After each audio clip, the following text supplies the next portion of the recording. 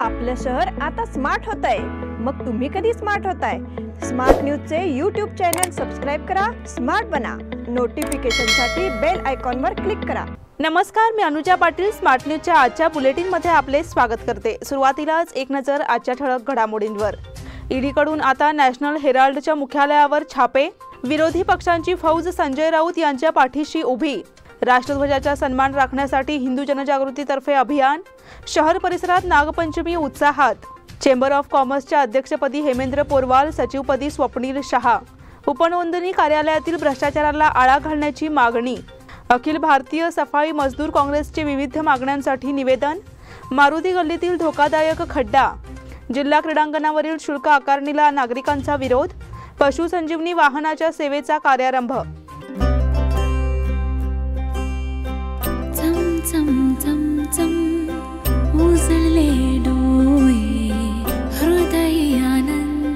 BS Channabasappa and Sons, The Textile Mall, grand opening on 26th June at Tilakwadi, Belagavi.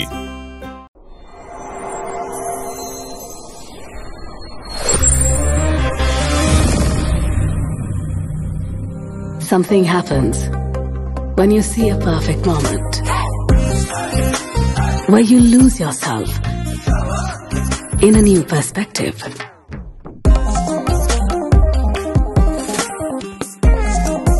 A strange energy runs through your mind. The moment you see those shining eyes,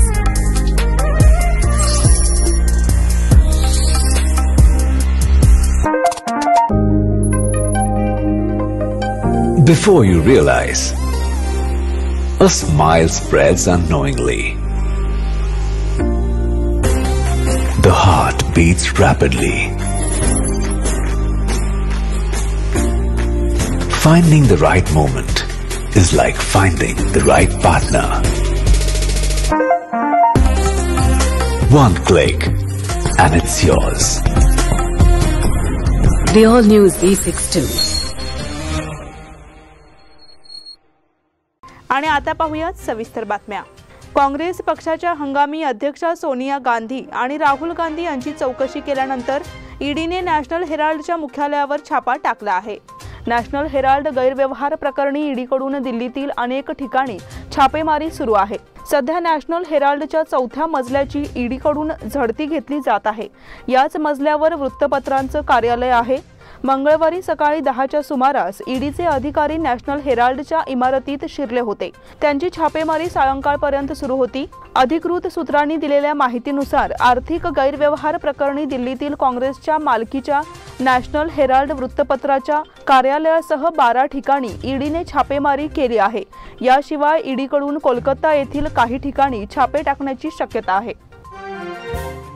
विरोधी पक्षांची फौज संजय राऊत यांच्या पाठीशी उभी।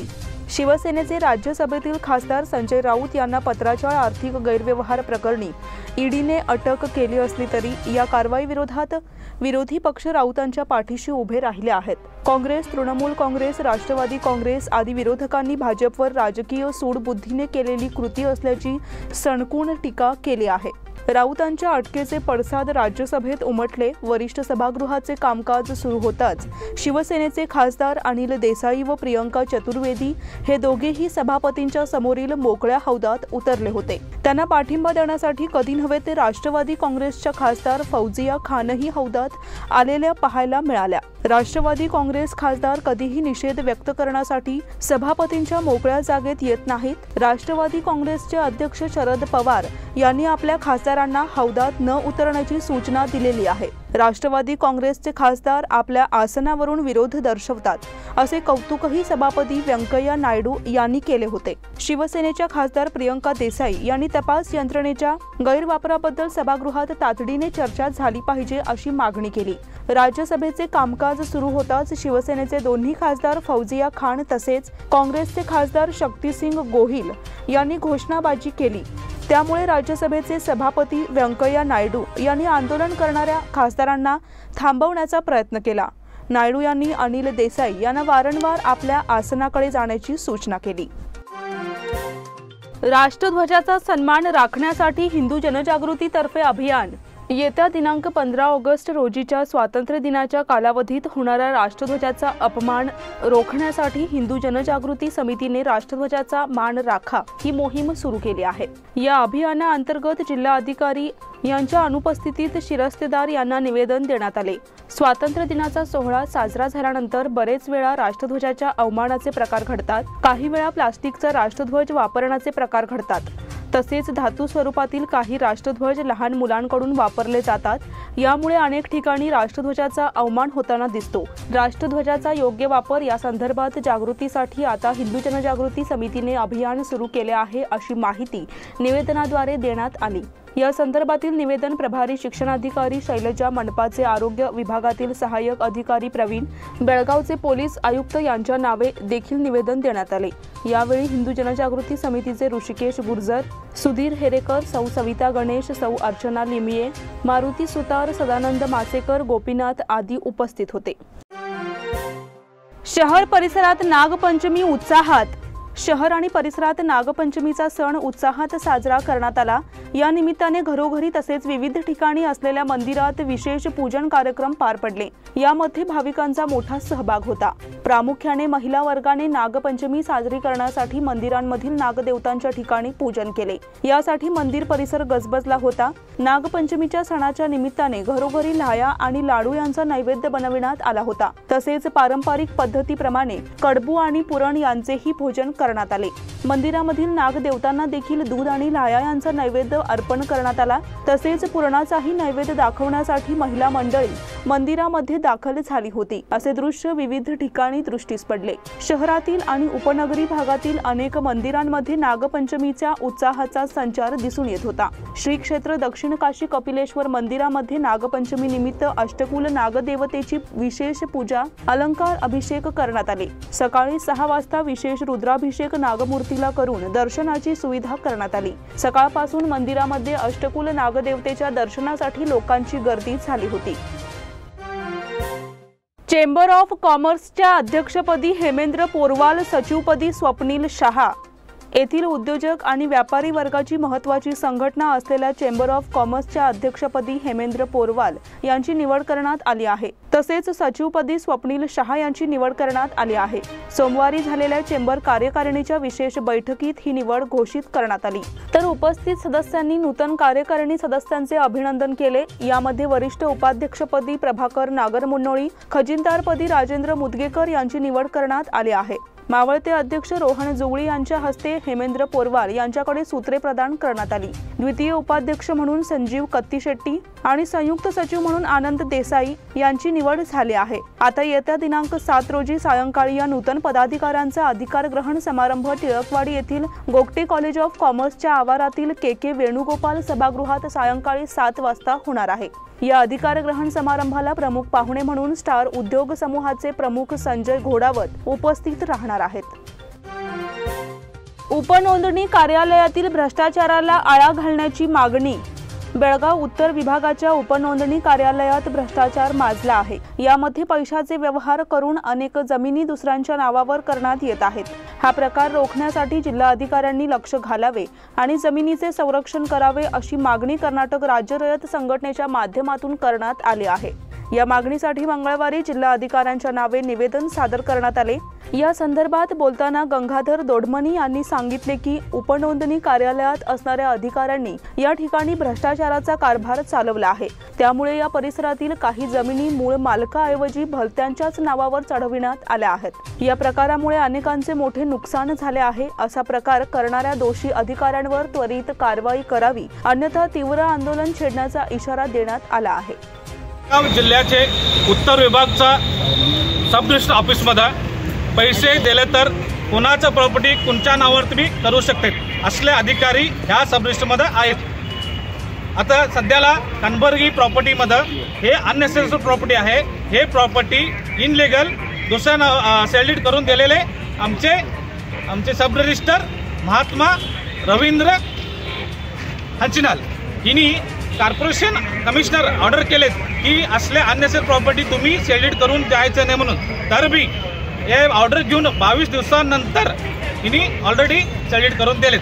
त्याबद्दल आमची मागणी आहे की सब रजिस्टर ऑफिस मध्ये ह्या कोणकोण संबंधित अधिकारी कोण आहेत आणि या सब रजिस्टर अधिकारी ना सस्पेंड करून ऍक्शन घ्यायचं म्हणून आम्ही डीसीला कंप्लेंट करायला आलोय। अखिल भारतीय सफाई मजदूर काँग्रेसचे विविध मागण्यांसाठी निवेदन। कंत्राटी पद्धतीने सरकारच्या विविध खात्यांमध्ये सेवा बजावणाऱ्या कर्मचाऱ्यांना सेवा सुरक्षितता देण्यात यावी अशी मागणी अखिल भारतीय सफाई मजदूर काँग्रेस यांच्या वतीने करण्यात आली आहे। या संदर्भातील निवेदन मंगळवारी जिल्हा अधिकाऱ्यांच्या नावे सादर करण्यात आले। या निवेदनात म्हटले आहे की सफाई कर्मचाऱ्यांना अनेक वेळा कंत्राटी तत्वावर सेवेत घेण्यात आले, परंतु त्यांना कोणत्याही प्रकारची सेवा सुरक्षितता देण्यात आलेली नाही। तसेच त्यांना सेवानिवृत्तीनंतर मानधन देण्याची व्यवस्था देखील उपलब्ध नाही। यामुळे अशा कर्मचाऱ्यांचे जीवन मुश्किल झाले आहे। याची गंभीर दखल सरकारने घ्यावी अशी मागणी करण्यात आली। त्याचबरोबर अग्निपथ योजना रद्द करून नियमित सैन्य भरती सुरू करण्याची मागणी देखील यावेळी करण्यात आली। निवेदन देतेवेळी काशीराम चव्हाण आणि इतर सदस्य उपस्थित होते। मारुती गल्लीत धोकादायक खड्डा।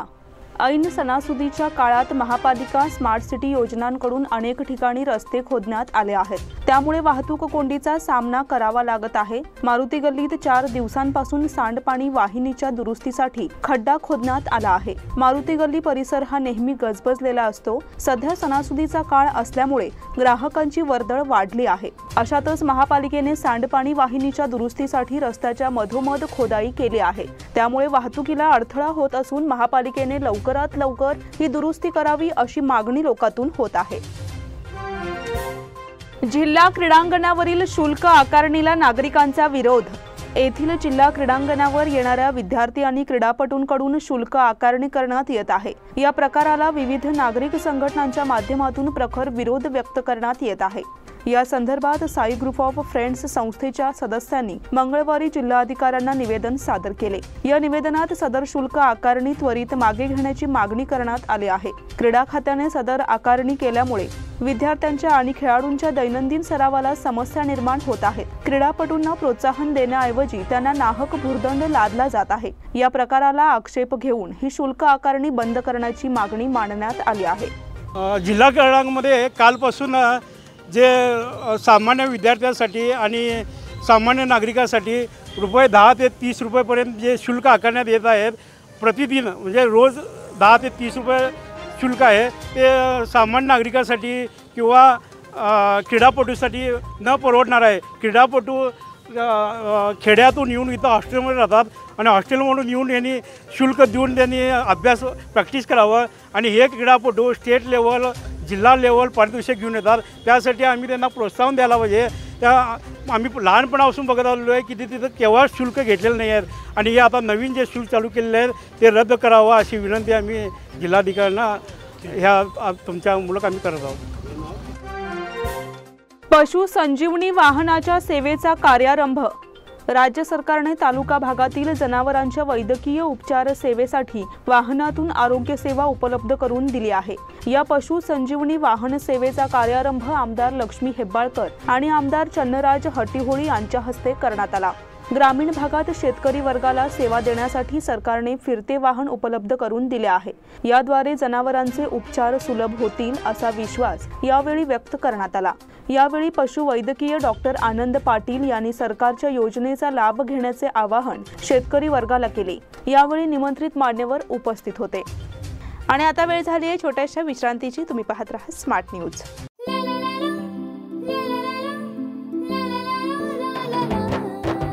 जले दीप अंगना में होगी रोशन दुनिया, पलकों तले छा जाए चांद तारों का साया, रंगोली में खिले रंग खुशियों की भी तरानी, तन मन झिलमिल जाए हर पल होंगी सुहानी, ये अटूट बंधन खिले हर आशियाना, रंग वस्त्रों का खजाना मन भाए आराधना, रंग वस्त्रों का खजाना मन भाए आराधना। आराधना मारुति गली बेलगाम। मन भाए आराधना। बेलगाम वासियों के पसंद में उतरा उड़ान बार एंड रेस्टोरेंट। सोशल डिस्टेंसिंग का ख्याल रखते हुए हमारा स्टाफ देता है बेहतरीन सर्विस का विश्वास।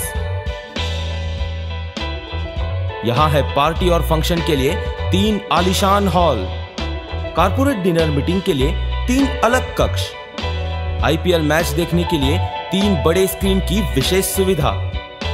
इसके साथ ही साफ सुथरा किचन, जहां हमारा वेल क्वालिफाइड स्टाफ देता है क्वालिटी और हाइजीनिक फूड की गारंटी।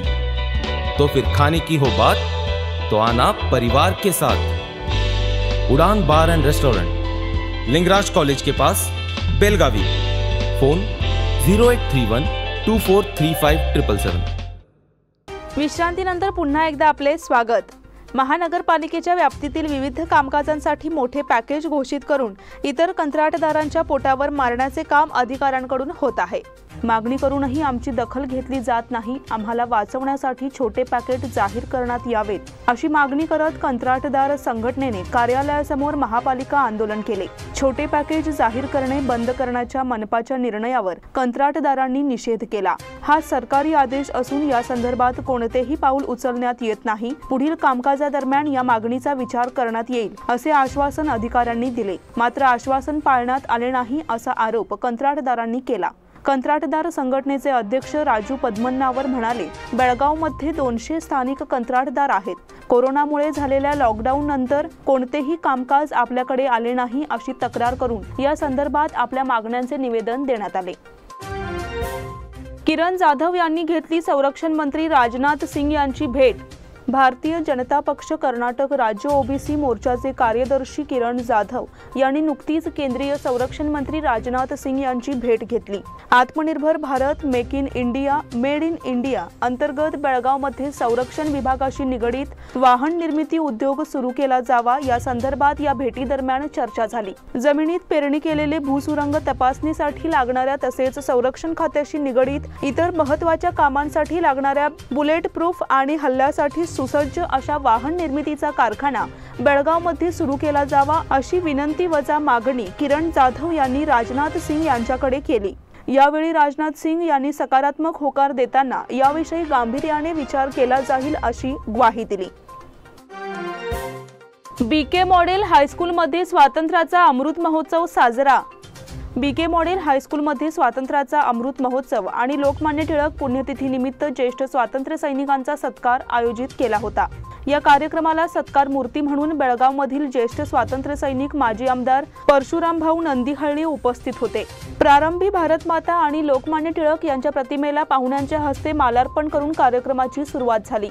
मुख्याध्यापिका श्रीमती शैला चाटे यांच्या हस्ते पाहुण्यांचा शाल श्रीफळ देऊन सत्कार करण्यात आला। पाहुण्यांचे स्वागत तसेच परिचय सहशिक्षक राम गुरव यांनी केले। त्याचबरोबर रामचंद्र भट यांनी मुलांना अनेक स्वातंत्र्यवीरांबद्दल माहिती दिली। कार्यक्रमाचे सूत्रसंचालन PR भास्कर यांनी केले, तसेच आभार प्रदर्शन श्रीमती MF पाटील यांनी केले। मॉडेल इंग्रजी स्कूलमध्ये लोकमान्य टिळक पुण्यतिथी निमित्त विशेष कार्यक्रम। BE सोसायटी संचलित मॉडेल इंग्रजी स्कूलमध्ये सोमवारी लोकमान्य टिळक पुण्यतिथी साजरी करण्यात आली। या निमित्ताने विशेष कार्यक्रमाचे आयोजन करण्यात आले होते। या कार्यक्रमासाठी मराठा लाईफ इन्फंट्री केंद्रात JL विंग येथे अधिकारी असणारे संभाजी सलगर हे प्रमुख पाहुणे म्हणून उपस्थित होते। तसेच त्यांच्या पत्नी सौ अश्विनी सलगर यावेळी उपस्थित होत्या। देशासाठी विविध ठिकाणी लष्करी सेवा बजावून त्यांनी उत्तम कामगिरी केली आहे, याबद्दल त्यांना गौरविण्यात आले। तसेच यावेळी त्यांनी आपल्या अनुभवाचे कथन केले। शाळेच्या प्राचार्य डॉक्टर सुचेता कुलकर्णी यांनी त्यांच्या कार्याची माहिती दिली। यावेळी कार्यक्रमाची सुरुवात लोकमान्य टिळक यांच्या प्रतिमेचे पूजन करून झाली। विद्यार्थ्यांनी लोकमान्य टिळक यांच्या वेशभूषा सादर करून भाषणे केली। YC गोरल यांचा सेवानिवृत्ती निमित्त सत्कार। प्रत्येक विद्यार्थ्यांनी कोणता तरी खेळ खेळत राहिला पाहिजे। यासाठी सेवानिवृत्तीनंतर उर्वरित वेळ विद्यार्थ्यांच्या भविष्यासाठी मी झिजत राहीन, असे उद्गार YC गोरल यांनी काढले। येळूर येथील सैनिक भवन मध्ये सन्मित्र परिवाराच्या वतीने येळूरचे भूषण जिल्हा आदर्श क्रीडा शिक्षक पुरस्कार सन्मानित श्री YC गोरल हे 37 वर्षाच्या प्रदीर्घ शिक्षकी सेवेनंतर निवृत्त झाले। या निमित्त या कार्यक्रमाचे अध्यक्ष येळूर ग्रामपंचायतचे अध्यक्ष तसेच सन्मित्र फाउंडेशनचे अध्यक्ष सतीश पाटील यांनी आपल्या अध्यक्षीय भाषणात त्यांना सदिच्छा दिल्या। कार्यक्रमाची सुरुवात महाराष्ट्र हायस्कूलच्या विद्यार्थिनींच्या ईशस्तवन आणि स्वागत गीताने झाली। मान्यवरांच्या हस्ते दीप प्रज्वलन करण्यात आले। यानंतर सत्कारमूर्ती वायसी गोरल यांचा प्रदीप मेंढसे, चांगाप्पा कर्लेकर, ज्योतिबा बेडरे, गजानन उघाडे आणि दिनेश घाडी यांनी गुरुवंदना हा कार्यक्रम केला। जिजामाता हायस्कूल येथे 10वी साठी पालक मेळावा संपन्न। मराठा मंडळ जिजामाता हायस्कूल बेळगाव येथे इयत्ता 10वी विद्यार्थ्यांना अभ्यासाविषयी मार्गदर्शन करण्यासाठी पालक, बालक आणि शिक्षक मेळावा मोठ्या उत्साहात पार पडला। व्ही.बी. देसाई, बी.एम. पाटील, आर.पी. पाटील आणि पालक प्रतिनिधी मनोज पाटील तसेच श्रीमती जयश्री तरळे, शालेय पंतप्रधान कुमारी धनश्री राक्षे आदी व्यासपीठावर उपस्थित होते। कार्यक्रमाची सुरुवात मान्यवरांच्या हस्ते दीप प्रज्वलन आणि सरस्वती पूजनाने झाली आणि स्वागत गीत शाळेच्या विद्यार्थिनींनी सादर केले। बी.एम. पाटील यांनी प्रास्ताविक आणि स्वागत केले। विद्यार्थ्यांना निवडणुकीविषयी माहिती व्हावी यासाठी शालेय निवडणुका घेण्यात आल्या। या निवडणुकांमध्ये निवडून आलेल्या शालेय मंत्रिमंडळाचा शपथविधी आणि सत्कार करण्यात आला। त्याचबरोबर NSMS परीक्षा 2021-22 मध्ये झालेल्या परीक्षेत उत्तीर्ण होऊन शिष्यवृत्तीस पात्र ठरलेली विद्यार्थिनी कुमारी रुशाली कलंकुंटकी हिचा सत्कार करण्यात आला। 2 महिन्यांनी पेट्रोल डिझेल दरात 7 पैशांची वाढ। मे महिन्यात पेट्रोल डिझेलवरील अबकारी आणि शुल्क कपातीनंतर दरामध्ये प्रति लिटर 9 रुपये कपात करण्यात आली होती। तब्बल 2 महिन्यांनी पेट्रोल आणि डिझेल दरामध्ये वाढ झाली आहे। पेट्रोल आणि डिझेलच्या दरात प्रति लिटर 7 पैशांची वाढ झाली आहे। मे मध्ये केंद्राने अबकारी शुल्कामध्ये कपात केली होती। त्यानंतर पेट्रोल आणि डिझेल प्रति लिटर सुमारे 9 रुपये स्वस्त झाले होते। 2 महिन्यांआधी पेट्रोल दर प्रति लिटर 110 रुपये 85 पैसे आणि डिझेल दर प्रति लिटर 94 रुपये 59 पैसे होते। अबकारी शुल्क कपातीनंतर हे दर अनुक्रमे 101 रुपये 68 पैसे आणि 87 रुपये 69 पैसे इतके झाले होते। मनोहर वामन किल्लेकर यांचे निधन। बापट गल्लीतील रहिवासी मनोहर वामन किल्लेकर वय 85 यांचे वृद्धापकाळाने निधन झाले। त्यांच्या पश्चात 3 विवाहित कन्या, जावई, नातवंडे असा परिवार आहे। रक्षा विसर्जन गुरुवार दिनांक 4 रोजी सकाळी 8 वाजता होणार आहे। आशा बाबूराव पाटील यांचे निधन। नागझरीनाथ कॉलनी DP हायस्कूल जवळ गोवावेस येथील रहिवासी सौ आशा बाबूराव पाटील वय 60 यांचे सोमवारी निधन झाले। महाराष्ट्र एकीकरण समितीचे तालुक्यातील नेते तसेच मराठा बँकेचे संचालक BS पाटील यांच्या त्या पत्नी होत। त्यांच्या पश्चात पती, एक कर्ता, चिरंजीव, सून, नातवंडे असा परिवार आहे। हलगा ग्रामपंचायतीचे माजी अध्यक्ष प्रकाश लोहार यांचे निधन। हलगा मरगाई गल्ली येथील रहिवासी आणि ग्रामपंचायतीचे माजी अध्यक्ष, माजी उपाध्यक्ष, माजी सदस्य, समाजसेवक प्रकाश महादेव लोहार वय 59 यांचे हृदयविकाराच्या धक्क्याने निधन झाले। त्यांच्या पश्चात वडील, पत्नी, एक भाऊ, 7 बहिणी, पुतणे असा मोठा परिवार आहे। रक्षा विसर्जन गुरुवारी होणार आहे। तेजस भरत गावडे यांचे निधन। नेहरूनगर पहिला क्रॉस येथील रहिवासी तेजस भरत गावडे वय 34 यांचे सोमवार दिनांक 1 ऑगस्ट रोजी अल्पशा आजाराने निधन झाले। त्यांच्या पश्चात आई, वडील, पत्नी, एक मुलगा आणि बहीण असा परिवार आहे। Xavier's Paul's Islamia Kanak school उपांत्य फेरीत। फिनिक्स स्पोर्ट्स काउन्सिल आणि कनक मेमोरियल स्कूल आयोजित नेहरूनगर येथे सुरू असलेल्या 10व्या फिनिक्स चषक आंतरशालेय 13 वर्षाखालील मुलांच्या फुटबॉल स्पर्धेत मंगळवारी झालेल्या विविध सामन्यात saint Xavier's school, saint Paul school, Kanak memorial school, Islamia school यांनी आपापल्या प्रतिस्पर्धी संघावर मात करत उपांत्य फेरीत प्रवेश केला। सेंट झेवियर्स स्कूल संघाने भरतेश सेंट्रल स्कूल संघावर 7-0 असा एकतर्फी विजय संपादन केला। रोशन अब्बास व झेन मुल्ला प्रत्येकी 2 तर महिद भडकली, सिद्दकी ताशिलदार, उजेर रोटीवाले प्रत्येकी 1 गोल केला। गणेश भाऊर याने नोंदविलेल्या एकमेव विजयी गोलावर कनक मेमोरियल स्कूल संघाने चुरशीच्या सामन्यात गुड शेफर्ड स्कूल संघावर 1-0 असा निसटता विजय मिळवला। इस्लामिया स्कूल संघाने चुरशीच्या सामन्यात जीजी चिटणीस स्कूल संघावर 2-1 असा निसटता विजय संपादन केला। इस्लामियाकडून रेयान पटवेकर याने 2 गोल केले। सेंट पॉल स्कूल संघाने महिला विद्यालय इंग्रजी माध्यम स्कूल संघावर 4-0 असा एकतर्फी विजय संपादन केला। अब्दुल मतीन 2 तर आराध्य नाकाडी व श्रेयस तरळे यांनी प्रत्येकी 1 गोल केला। महाराजा चषक T20 क्रिकेट स्पर्धेला रविवारी 7 ऑगस्ट रोजी प्रारंभ। कर्नाटक राज्य क्रिकेट संघटना आयोजित महाराजा चषक T20 लेदर बॉल क्रिकेट स्पर्धेत एकूण 6 संघांनी भाग घेतला आहे. हे सर्व संघ कर्नाटक राज्य क्रिकेट संघटनेच्या निवड समितीने निवडले आहेत. या स्पर्धेत Shimoga Strikers, Mangalore United, Hubli Tigers, Gulbarga Mystics, Bangalore Blasters, Mysore Warriors या नामवंत संघांचा समावेश आहे. यंदा होणाऱ्या या स्पर्धेतील सर्व संघात आंतरराष्ट्रीय व राष्ट्रीय पातळीवर खेळलेले नामवंत व दर्जेदार क्रिकेटपटू खेळणार आहेत. ही स्पर्धा रविवार दिनांक 7 ऑगस्ट रोजी म्हैसूर येथे स्पर्धेला प्रारंभ होणार आहे. शुक्रवारी दिनांक 26 ऑगस्ट रोजी बेंगळूर येथे या स्पर्धेची सांगता होणार आहे. बुद्धिबळ ऑलिम्पियाड स्पर्धा, भारताच्या अ संघाची फ्रान्सशी बरोबरी. खुल्या विभागातील दुसऱ्या मानांकित भारताच्या अ संघाला सोमवारी बुद्धिबळ ऑलिम्पियाड स्पर्धेत फ्रान्सने 2-2 असे बरोबरीत रोखले. तसेच दोन्ही विभागातील भारताच्या क संघांना पराभवाचा सामना करावा लागला. भारताच्या 6ही संघांनी पहिल्या 3 फेऱ्यांमध्ये या स्पर्धेवर वर्चस्व गाजवले होते. चौथ्या फेरीत मात्र भारताच्या 3 संघांची विजयाची मालिका खंडित झाली. खुल्या विभागातील भारताच्या अ संघाला फ्रान्स विरुद्ध सर्वोत्तम खेळ करता आला नाही. पहिल्या पटलावरील पी हरिकृष्णाला जूल्स मोसार्ड, विदित गुजराथीला लॉरेंट फ्रेसिनेट, अर्जुन इरिगेसीला मॅथ्यू कॉर्नेट आणि SL नारायणला मॅक्सिम लग्रेडने बरोबरीत रोखले. सूर्यशेखर गांगुली, SP सेतुरामन आणि मुरली कार्तिकेयन यांचे सामने बरोबरीत सुटले. त्यामुळे भारताची अभिजित गुप्तावर भिस्त होती. मात्र तो डेव्हिड अँटोनकडून 41 चालींमध्ये पराभूत झाल्याने भारताच्या क संघाचाही पराभव झाला. तनिष्का काळभैरव हिला दुहेरी मुकुट. कर्नाटक राज्य टेबल टेनिस संघटनेच्या मान्यतेने म्हैसूर जिल्हा टेबल टेनिस संघटना आयोजित म्हैसूर येथे झालेल्या कर्नाटक राज्यस्तरीय मानांकन टेबल टेनिस स्पर्धेत बेळगाव टेबल टेनिस अकादमीच्या तनिष्का कपिल काळभैरव हिने अतुलनीय कामगिरी करताना 11 व 13 वर्षाखालील मुलींच्या एकेरी स्पर्धेचे विजेतेपद निर्विवादपणे जिंकून यंदाच्या मोसमातील दुहेरी मुकुट संपादन केला. 13 वर्षाखालील मुलींच्या एकेरी स्पर्धेत आयुषी गोडसे हिने आणि 15 वर्षाखालील मुलींच्या एकेरी स्पर्धेतील उपविजेतेपद सान्वी विशाल मांडेकर हिने संपादन केले. सान्वी मांडेकर, आयुषी गोडसे व तनिष्का काळभैरव यांना बेळगाव टेबल टेनिस अकादमीचे प्रशिक्षक संगम बैलूर यांचे मार्गदर्शन लाभले. याचबरोबर स्मार्ट न्यूजचे आजचे बुलेटिन इथेच संपते. धन्यवाद.